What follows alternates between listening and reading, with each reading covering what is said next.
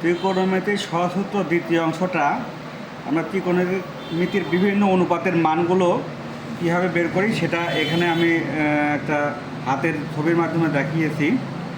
এখানে সাইন থিটার মানটা আমি পাবো হলো বামের আঙ্গুল সংখ্যা ভাগ 4 √, আর কস থিটা আমরা পাবো ডানের আঙ্গুল সংখ্যা ভাগ 4 ডিভাইড বাই √, আর ট্যান থিটা হলো বামের আঙ্গুল সংখ্যা ভাগ ডানের আঙ্গুল সংখ্যা √। তাহলে এখন আমরা কীভাবে বের করি দেখি। তো এখানে আমি দেখছি হাতের আঙ্গুলে 1 2 3 4 5 দিয়েছি। এগুলো হচ্ছে প্রথমটা 1-এর জন্য 0 ডিগ্রি, 2 এর জন্য 30 ডিগ্রি, 45 60 ডিগ্রি আর 90 ডিগ্রি। তাহলে এখন আমাদের সাইন 0 ডিগ্রি মান বের করবো। সাইন 0 ডিগ্রি মান ইজিক্যাল টু বামের আঙ্গুল সংখ্যা। তাহলে 0 ডিগ্রিতে বামে তো কোনো আঙ্গুল নেই, তাহলে আঙ্গুল 0 ভাগ 4 ইজিক্যাল টু 0। এবার 30তে বামের আঙ্গুল কত একটা আছে, তাহলে 1 ভাগ 4 ইজিক্যাল টু হাফ। এরকম 45 তাহলে দুইটা আঙ্গুল আছে, তাহলে 2 ভাগ 4 রুট করলাম, তাহলে 1/√2। এরকমভাবে 60 ডিগ্রি তাহলে আঙ্গুল কত আছে, একটা 3টা 3 ভাগ 4 রুট এত। আর 90 ডিগ্রি 4টা আঙ্গুল আছে, 4 ভাগ 4 1, তাহলে √1 করলে 1 হয়ে গেল।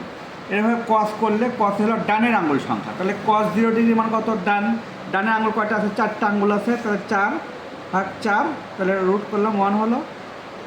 30 ডিগ্রি 3 ভাগ 4, এখন 30 ডিগ্রিতে কত, ডানে কয়টা আঙ্গুল আছে, 3টা, 1 2 3টা আঙ্গুল, তো 3 4 করলাম, তাহলে √3/2। 45 ডিগ্রি এরকমভাবে 45 ডিগ্রিতে দুইটা আঙ্গুল, 2/4 রুট করলাম 1/√2। 60 ডিগ্রিতে 1/4 cos 90 ডিগ্রিতে ডানে কোনো আঙ্গুল নেই, তাহলে 0 ভাগ 4 = 0।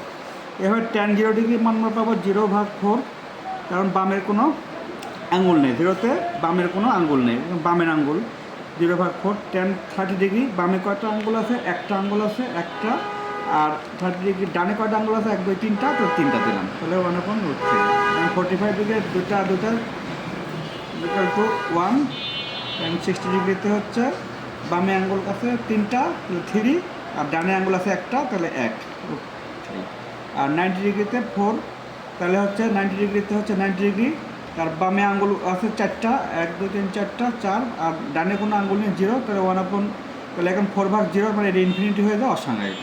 আর আদার্স অনুপাতগুলো cot theta, sec theta, cosec theta এগুলো মানতো, এগুলোকে ট্যান থিটা বের করলে তাকে উল্টাই দিলেই আমাদের এই কট থিটা আর সেক থিটাকে উল্টে দিলে 1/cos থিটা, অর্থাৎ cos থিটাকে উল্টাই দিলে আমরা সেক থিটার মানগুলো পেয়ে যাবো, আর সাইন থিটাকে উল্টাই দিলে আমরা কোসেক থিটার মানগুলো পেয়ে যাবো।